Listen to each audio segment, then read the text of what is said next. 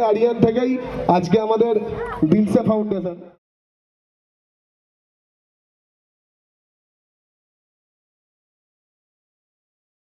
এই পুজোর সাথে সাথে অনুষ্ঠানের সাথে সাথে আমাদের যেটা হয়ে থাকে বিভিন্ন রকম সমাজ সেবামূলক কাজ আমরা করে থাকি, কখনো নিজেরা করি, কখনো কারো সাহায্য নিয়ে করে থাকি।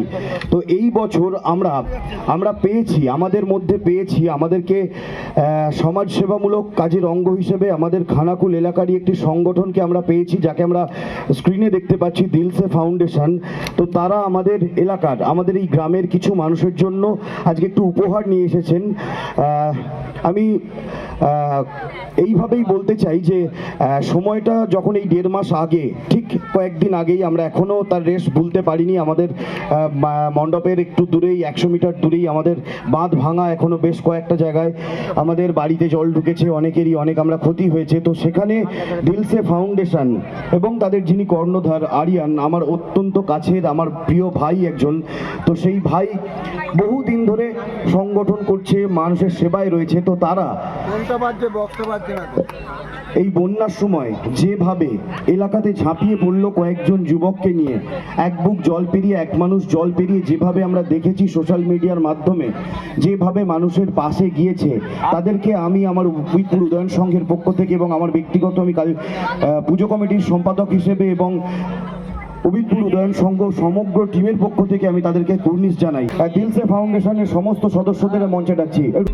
ওরা আমাদের পাশে থেকেছে, ওরা আমাদের পাশে সারা জীবন থাকার অঙ্গীকার করেছে, উবিদপুর উদয়ন সংঘের পাশে থাকার অঙ্গীকার করেছে দিলসে ফাউন্ডেশন।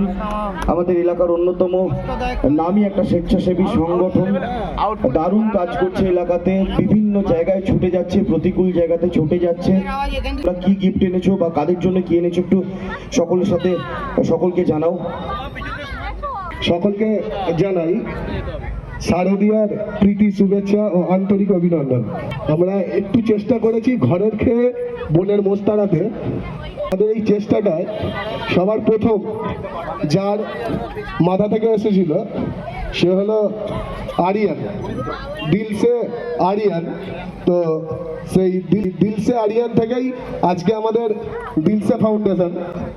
আপনারা সকলেই আমাদেরকে একটু আশীর্বাদ করবেন, আমরা যেন এইভাবেই আপনাদের পাশে থাকতে পারি, আপনাদের সঙ্গে চলতে পারি। তো আরিয়ানকে আমি মঞ্চে ডেকে নেব।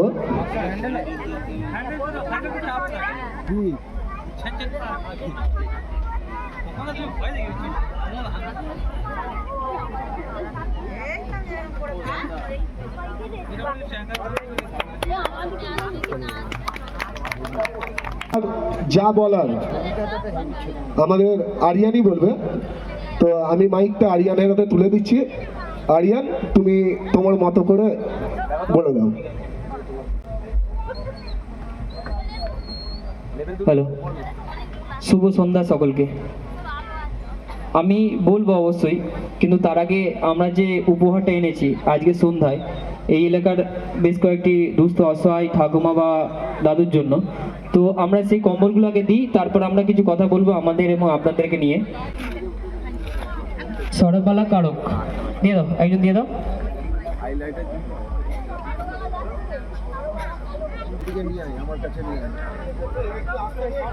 আরিয়ানকে আমরা বরণ করে নেবো, স্মারক তুলে দেবো, উত্তরীয় দিয়ে বরণ করে নেবো।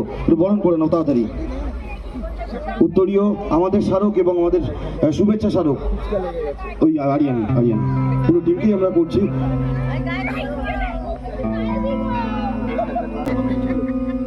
এবং শুভেচ্ছা স্মারক যেটা রয়েছে সেটাও তুলে দেওয়া হবে দিলসে ফাউন্ডেশন।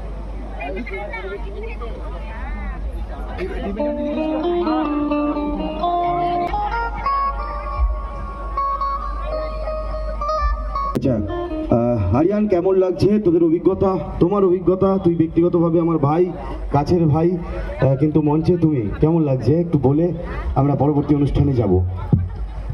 ধন্যবাদ। প্রথমে ধন্যবাদ জানাই উবিদপুর উদয়ন সংঘকে, কারণ আমরা করি অ্যাকচুয়ালি মানব সেবা। আপনাদের পেছনে ব্যানার দেখেছেন, আমরা করি অ্যাকচুয়ালি মানব সেবা, কিন্তু মানব সেবা করে যে মানুষের ভালোবাসা আমরাও পেতে পারি তার যোগ্য আমরা, সেটা আজ উবিদপুর উদয়ন সংঘ দেখিয়ে দিয়েছে। আমরা মানুষ হয়ে যদি মানুষের জন্য না ভাবি উপর থেকে উপরওয়ালা নিশ্চয়ই আসবে না।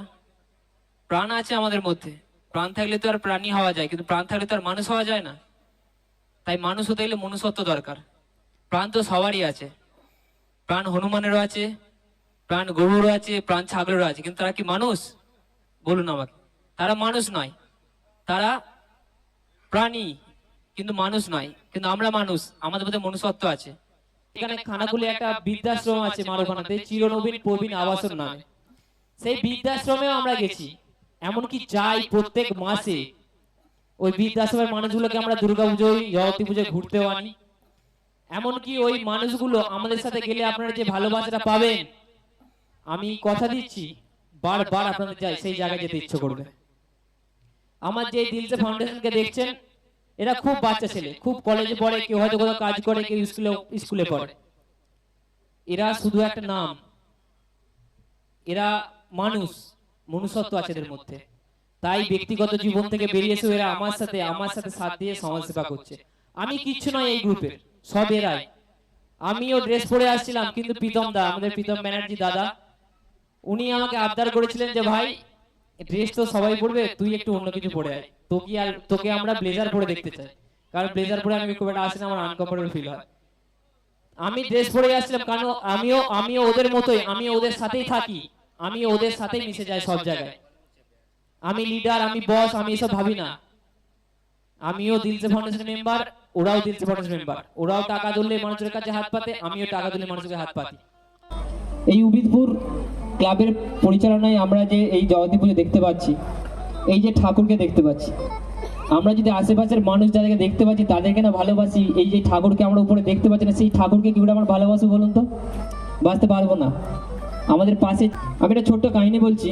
আমার এই মানব সেবা, সমাজ সেবা আমার রক্তে মিশে আছে, কারণ আমি আমার মাকে দেখে শিখেছি। আমি যখন ক্লাস 7-এ পড়ি, তখন ঘুম থেকে উঠে দেখি আমাদের ঘরে বিরিয়ানি হচ্ছে।